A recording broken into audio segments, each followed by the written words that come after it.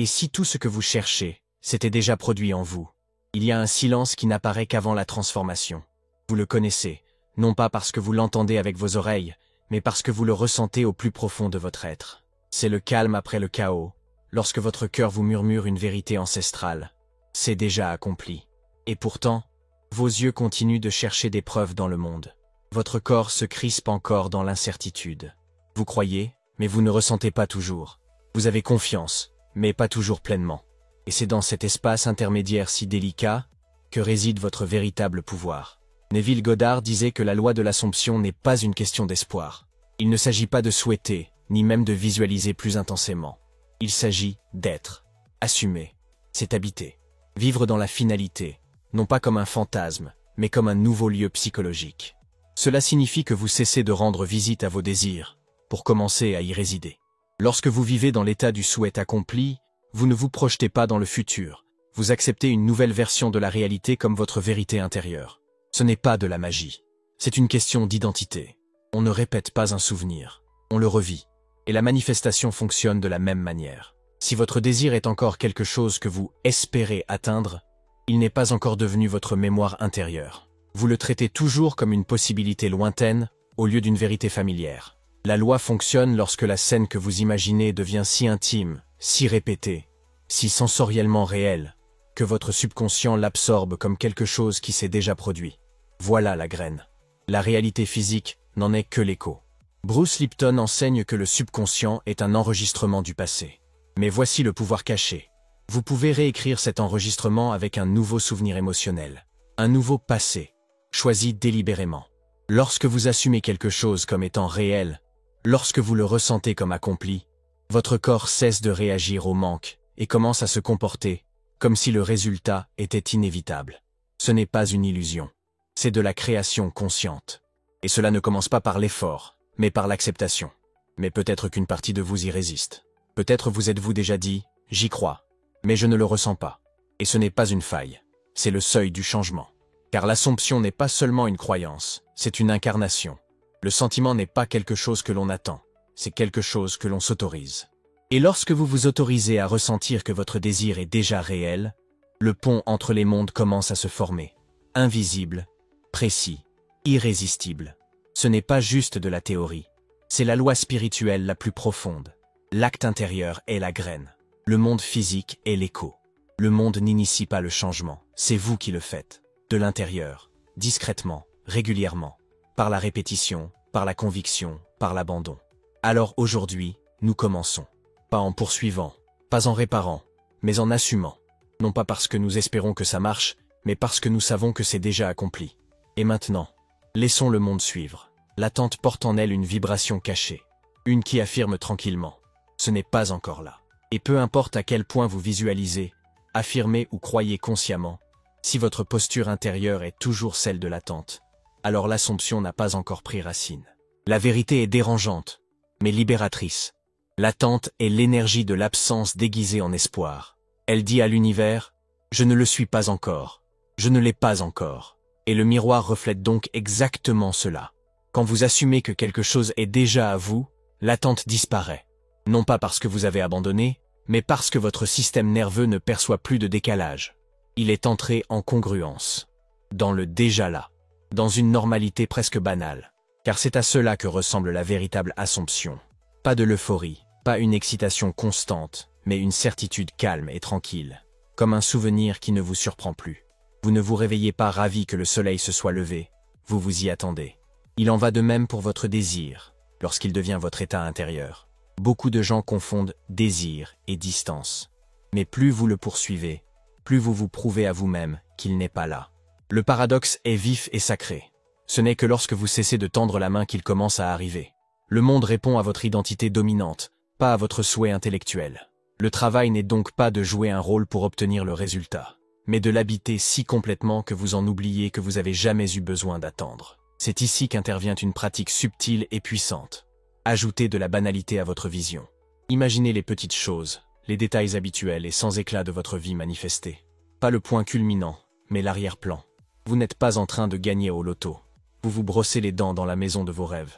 Vous consultez votre agenda en tant qu'entrepreneur à 6 chiffres. Vous pliez le linge le cœur en paix à côté de votre partenaire. Ces petits détails disent à votre subconscient, ce n'est pas une performance, c'est qui je suis maintenant.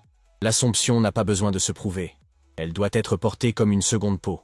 L'attente paralyse le champ des possibles. Vivre dans la finalité l'active.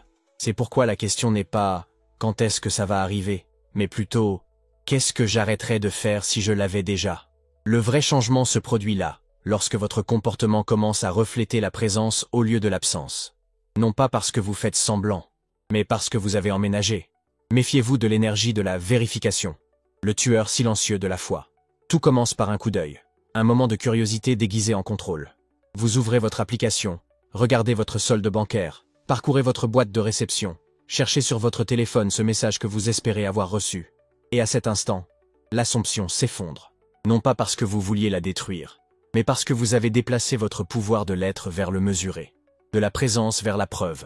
Et l'univers, comme toujours, reflète votre état, pas votre espoir. Cette énergie, vérifier, comparer, suivre, est la fréquence subtile du doute. Elle dit « Je ne crois pas tout à fait que ce soit réel, alors j'ai besoin d'une confirmation. » Mais l'Assomption ne requiert aucune confirmation. Elle est la confirmation. Quand vous savez que vous l'êtes, vous ne le cherchez pas autour de vous. Quand vous êtes convaincu que la graine est plantée, vous ne creusez pas la terre chaque jour pour voir si elle pousse. Vous l'arrosez. Vous en prenez soin. Vous vivez comme si le fruit était inévitable. Parce qu'il l'est. Les neurosciences modernes nous disent quelque chose de profond. L'attente sans incarnation déclenche un effondrement émotionnel. C'est ce qu'on appelle une chute dopaminergique. Lorsque votre corps anticipe un résultat et qu'il n'arrive pas dans les délais prévus, le cerveau le perçoit comme un échec, et votre champ émotionnel s'effondre. Non pas parce que le désir ne se manifeste pas, mais parce que vous avez lié votre état intérieur à un calendrier extérieur. Ce n'est pas de la manifestation. C'est un pari émotionnel. Neville Goddard avait compris cela avec une clarté stupéfiante. Il disait « Votre travail n'est pas de comprendre comment le monde reflètera votre Assomption. Votre travail est de demeurer dans la scène jusqu'à ce que la scène devienne votre demeure. L'Assomption est votre film intérieur. Le monde extérieur n'est que le projecteur. Mais quand vous courez vers l'écran pour corriger l'image, vous oubliez où la bobine joue vraiment, à l'intérieur. Alors, remarquez cette envie de vérifier. Non pas pour en avoir honte, mais pour reconnaître ce qu'elle révèle. Une fissure dans votre conviction. Et à ce moment-là, retournez-y, non pas à la performance, mais à la possession. Ressentez à nouveau la finalité. Parcourez de nouveau la scène achevée. Laissez le résultat être si naturel à votre monde intérieur que le besoin de preuve en devient insignifiant. Celui qui sait ne vérifie pas. Celui qui est, vit, tout simplement. Assumez à partir de l'identité, pas de l'émotion. Il y a un moment dans votre parcours où vous réalisez que les sentiments ne sont pas la fondation, ils sont le parfum. Et bien qu'ils comptent, ils ne peuvent remplacer la racine de la transformation, l'identité. La plupart des gens essaient de se sentir heureux, riches, aimés. Mais le sentiment, lorsqu'il n'est pas ancré dans l'être, devient temporaire. Vous pouvez atteindre un sommet pendant quelques minutes, pour ensuite retomber dans le vieil être familier. Parce que l'émotion est réactive. L'identité est génératrice. Pour vraiment assumer votre désir, vous devez cesser d'essayer de vous sentir comme la personne qui l'a, et devenir celle qui ne se demande jamais s'il lui appartient. Il ne s'agit pas d'atteindre une humeur. Il s'agit d'accepter un nouveau point de référence pour qui vous êtes. Lorsque vous revendiquez l'identité de la version accomplie de vous-même, vos comportements changent d'eux-mêmes. Vos pensées s'autocorrigent. Votre posture, votre ton, vos réactions, tout commence à s'aligner. Pas par la force, par la résonance. C'est ce que la psychologie moderne appelle l'effet Galatée. Le phénomène où les gens s'élèvent ou chutent au niveau de la façon dont ils se perçoivent. Si vous vous voyez toujours comme quelqu'un qui lutte, qui espère ou qui manque, vous créerez inconsciemment dans cette direction, peu importe ce que vous affirmez par ailleurs. Mais lorsque vous vous traitez comme quelqu'un qui incarne déjà la vie que vous désirez, tout se réorganise autour de cette image intérieure. Alors, au lieu de courir après une émotion, construisez un rythme de renforcement de l'identité. Des déclarations courtes et régulières qui contournent l'ego et parlent au subconscient. Je suis quelqu'un qui est profondément en paix. Je suis quelqu'un qui reçoit toujours des opportunités alignées. Je suis quelqu'un qui vit déjà dans la vision que d'autres essaient encore d'atteindre. Ce ne sont pas des souhaits, ce sont des rappels. Ce sont des ancrages dans un soi qui existe déjà au-delà de votre perception actuelle. Parce que l'Assomption n'a pas besoin de sommets émotionnels pour fonctionner. Elle a besoin de cohérence, de conviction. d'un refus constant de s'identifier à l'ancienne version de vous. Lorsque vous passez de « j'essaie de le ressentir » à « je vis à partir de là », le changement devient structurel. Et c'est alors que le monde n'a d'autre choix que de s'ajuster, pour refléter, non pas ce que vous ressentez un jour donné, mais qui vous avez décidé d'être. Le désir seul ne fait pas bouger la réalité. Il la remue. Il ouvre la possibilité. Mais c'est votre conviction qui lui donne forme. L'univers ne répond pas à ce que vous voulez. Il répond à ce dont vous êtes certain. Et ce dont vous êtes certain vit sous vos mots, cela pulse à travers vos assumptions, vos réactions, vos réflexes émotionnels, lorsque personne ne regarde. Neville l'a dit clairement. Le monde est un miroir, reflétant éternellement ce que vous faites en vous-même. Pas ce que vous dites. Pas ce que vous visualisez une fois par jour, mais ce que vous incarnez de manière constante. Vous pouvez désirer l'amour, mais craindre d'être abandonné. Vous pouvez aspirer à l'abondance, mais vous attendre en silence à ce que la lutte continue. Face à ces contradictions, la vie ne punit pas, elle reflète, avec précision. Et elle vous montre non pas vos préférences, mais vos schémas. Il y avait une fois une femme qui imaginait l'amour chaque nuit. Elle construisait de belles scènes dans son esprit, pleines de chaleur, de rire, d'intimité. Mais sous ces images vivait une peur cachée, une histoire qu'elle n'avait pas lâchée. Ils finissent toujours par partir. Alors les relations sont venues, mais le chaos aussi. Non pas parce qu'elle a échoué, mais parce que son film intérieur portait deux fréquences à la fois, le désir et le doute. Le miroir n'avait d'autre choix que de refléter les deux. C'est l'invitation sacrée. Réécrire la scène non seulement avec de meilleures images, mais avec une nouvelle atmosphère émotionnelle. Même personnage, même décor, certitudes différentes. Il ne suffit pas d'imaginer quelqu'un qui vous aime, vous devez cesser d'assumer que vous le perdrez. Il ne suffit pas de voir le solde bancaire, vous devez cesser de porter l'héritage émotionnel du manque. Le monde extérieur n'a pas de parti pris, il est obéissant. Il ne vous donne pas ce que vous désirez ardemment. Il vous donne ce que vous croyez déjà avoir. C'est pourquoi la conviction est tout. C'est la fréquence sous la fréquence. Le code silencieux et invisible que la réalité lit.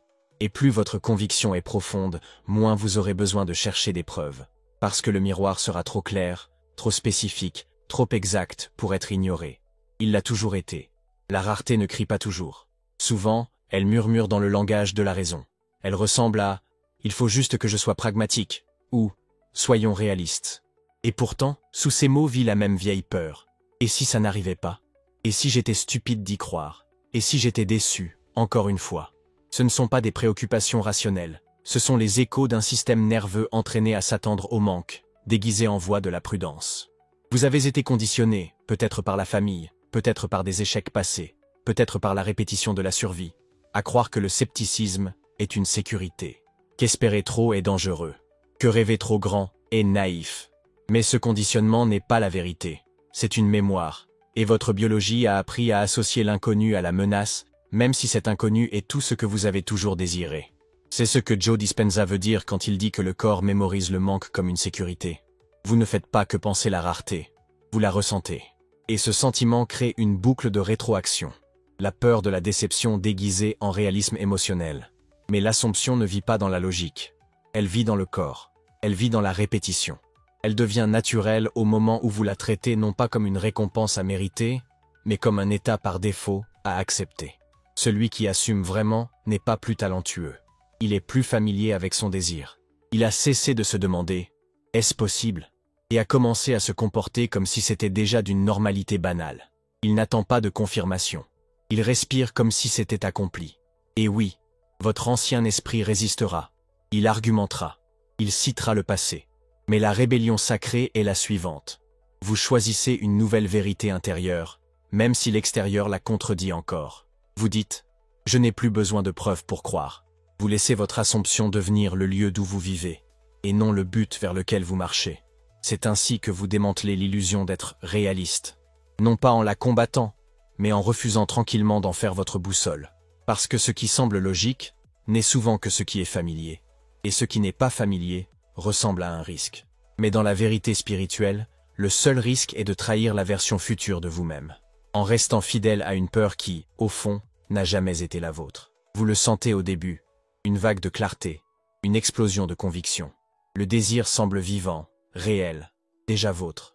Vous voyez la scène clairement, votre cœur s'ouvre, et pendant un instant, vous savez. Mais un jour passe, puis deux. Le monde semble toujours le même. Et doucement, Cette énergie dorée commence à faiblir. Le feu intérieur qui semblait éternel vacille maintenant sous le poids de l'attente. Et c'est là que la plupart des gens abandonnent l'Assomption. Non pas parce qu'elle n'a pas fonctionné, mais parce qu'elle n'a pas été nourrie. C'est ce qui rend la fenêtre de 48 heures si sacrée. Non pas parce que quelque chose de magique se produit à l'extérieur, mais parce que quelque chose de profondément humain se produit à l'intérieur. Après la première vague d'inspiration, le corps retourne à son ancien rythme. Les voies neuronales façonnées par des années de doute commencent à se réaffirmer. La gravité émotionnelle vous ramène vers le familier. Non pas parce que vous êtes faible, mais parce que vous n'avez pas encore entraîné votre système à se stabiliser dans la nouvelle fréquence. Neville n'enseignait pas l'intensité. Il enseignait la persistance. Il n'a pas dit d'assumer une seule fois. Il a dit « persistez dans l'Assomption ». C'est parce que le subconscient ne répond pas au feu d'artifice. Il répond à la familiarité.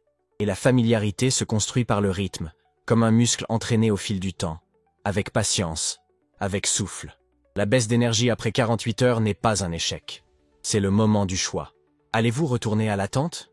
Ou allez-vous rester à l'intérieur de la vision, non pas parce qu'elle semble excitante, mais parce que c'est maintenant là que vous vivez?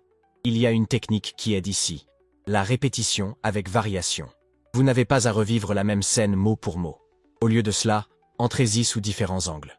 Imaginez-vous vous réveiller dans la maison de vos rêves un matin, puis garer votre voiture dans son allée un autre soir. Voyez-vous rire lors d'un appel avec votre partenaire un jour, et marcher à ses côtés en silence un autre. Chaque variation plante la graine plus profondément, jusqu'à ce qu'elle cesse d'être de l'imagination et devienne une mémoire interne. La véritable Assomption ne dépend pas de pics émotionnels constants, elle dépend de la constance. Celle qui est discrète, celle qui est quotidienne, celle qui persiste quand personne ne regarde. C'est ce qui la rend puissante, et c'est ce qui la transforme d'un espoir en un foyer. Un endroit que vous ne visitez plus, car maintenant, vous y résidez. Vous avez entendu le conseil, agissez comme si, habillez-vous comme si, parlez comme si, bougez comme la version de vous qui a déjà tout. Et à première vue, cela semble logique. Mais quelque chose cloche. Vous portez les vêtements, mais vous vous sentez toujours indigne. Vous récitez les affirmations, mais votre voix trahit l'hésitation. Vous faites les démarches extérieures, mais à l'intérieur, cela ressemble à une performance. Parce que c'est ce que cela devient, un rituel de compensation, pas de création. La vérité, c'est que l'action sans alignement crée de la friction. Ce n'est pas l'acte en lui-même qui détient le pouvoir, c'est l'état dans lequel vous vous trouvez lorsque vous le faites. Si vous agissez depuis un état de manque, l'énergie est toujours celle du manque. Si vous tendez la main vers le but depuis une posture de séparation, chaque pas fait écho à la même croyance. Je n'y suis pas encore. Et l'univers, aussi précis soit-il, ne reflète pas votre comportement, mais votre être. Neville était clair. L'Assomption précède l'action. Elle ne la suit pas. Vous n'agissez pas pour devenir. Vous agissez parce que vous êtes déjà. C'est la différence subtile mais sacrée. Au moment où vous basculez dans la propriété intérieure, quand le désir devient naturel, inévitable, normal, vos actions découlent de cet endroit, sans être forcées, sans être répétées, mais de manière organique, vraie. Pensez-y de cette façon.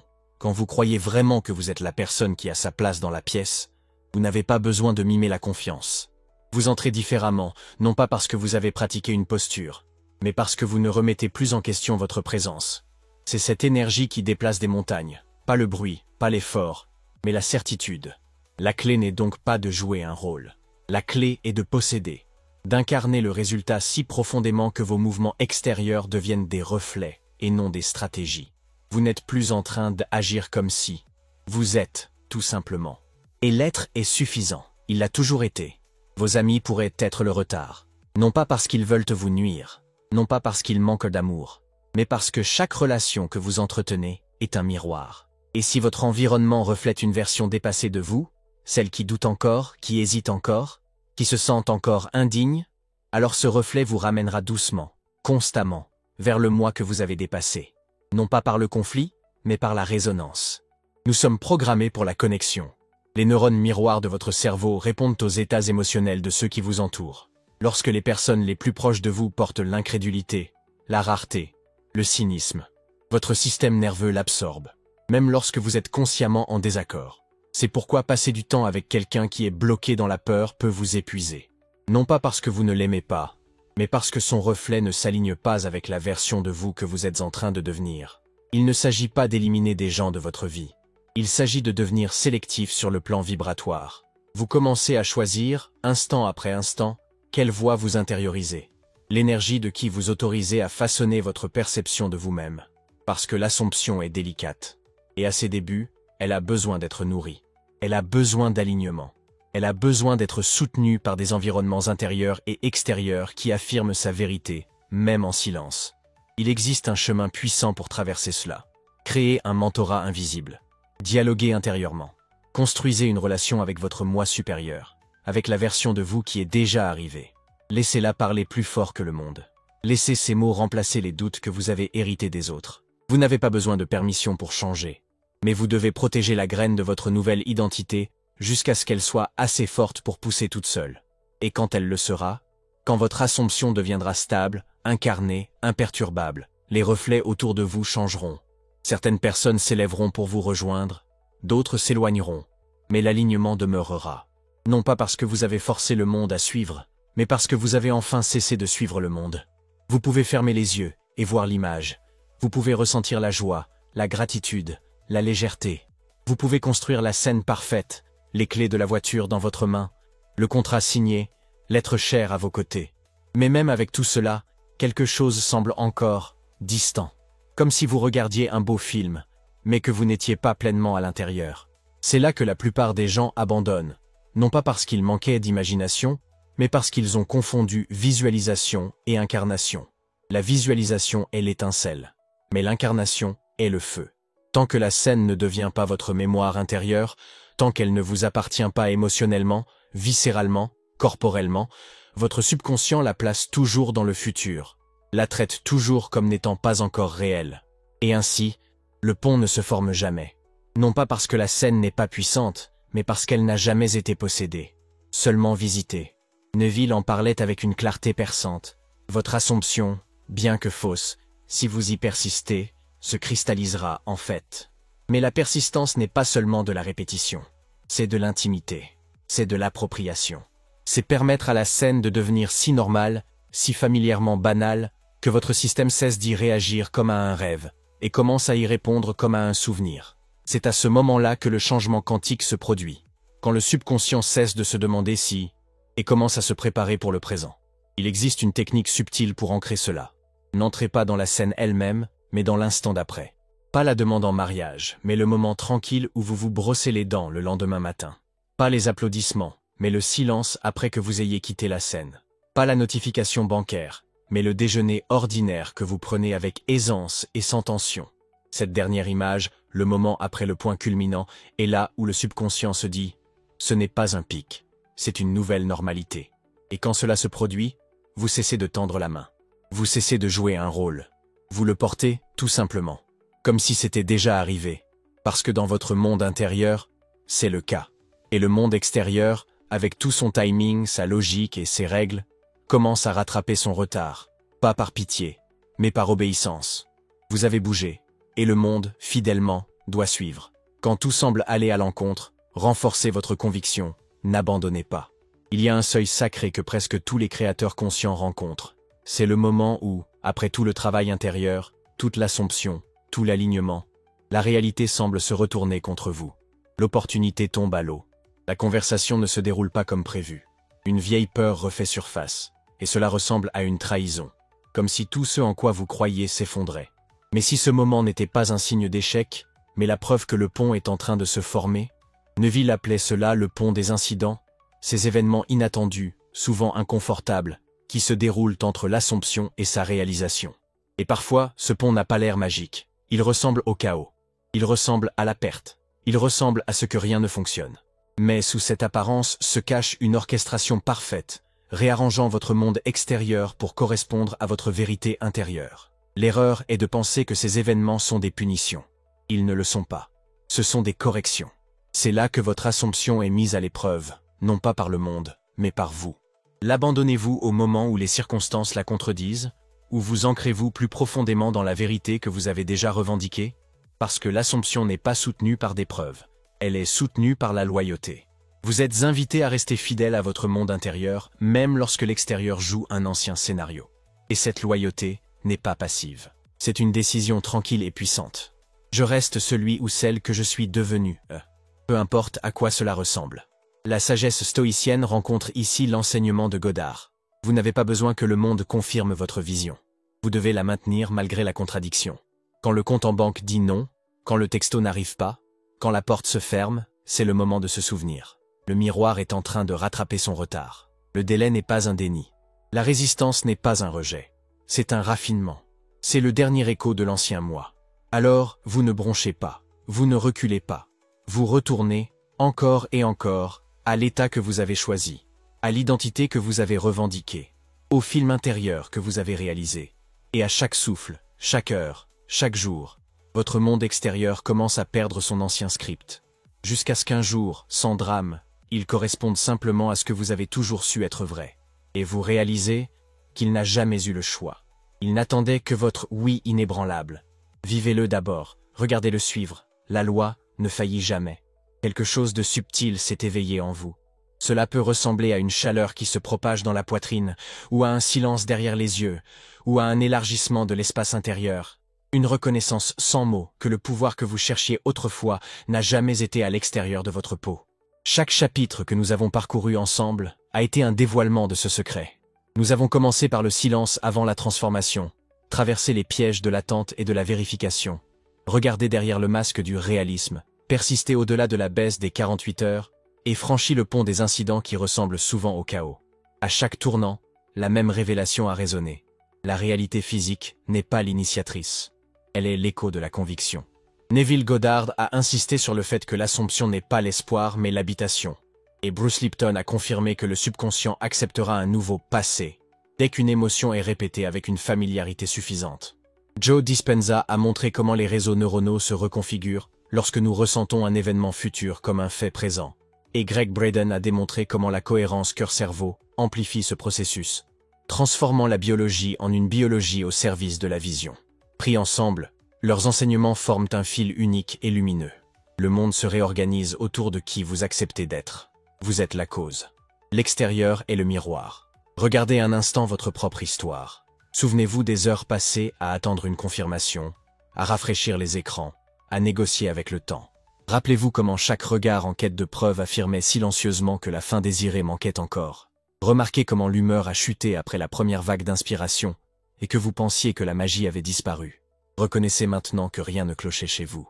Le système nerveux retournait simplement au familier parce que la familiarité, même dans le manque, semble sûre. Mais vous n'êtes plus cette version de vous-même. Vous avez franchi un seuil invisible. L'attente s'est effondrée pour devenir l'être. La quête s'est dissoute pour devenir la connaissance. Sentez comment le corps répond lorsque vous revendiquez cette vérité. Sentez les épaules se détendre, la respiration s'approfondir, le pouls ralentir. Le subconscient écoute la sensation, pas les slogans. Chaque expiration douce lui dit « Nous sommes à la maison ». Chaque fois que vous fermez les yeux et que vous sentez les détails ordinaires de votre vie accomplie, le clic de la porte de votre maison de rêve, le poids des sacs de voyage bien usés, le rire doux à vos côtés, ces détails s'impriment comme une mémoire. La mémoire devient identité. L'identité devient inévitabilité. Rien de plus n'a besoin d'être forcé. La réalité doit se soumettre au plan directeur maintenu fermement dans le cœur et répété dans les cellules. Protégez ce plan. Entourez-le de voix et d'environnements qui le renforcent. Si des amis ou de la famille voient encore l'ancien vous, accueillez-les avec amour, mais restez fidèles à la vision. Leur reflet n'est pas un verdict, c'est un instantané d'hier. Cultivez un mentorat invisible, un dialogue intérieur, une solitude sacrée. Parlez à la version de vous qui est déjà arrivée. Laissez cette voix résonner plus fort que le bruit de fond du doute. Votre énergie est votre première communauté, et elle magnétisera discrètement la communauté extérieure qui correspond à sa tonalité. Lorsque les apparences vous contredisent, souvenez-vous de la loi de la moisson.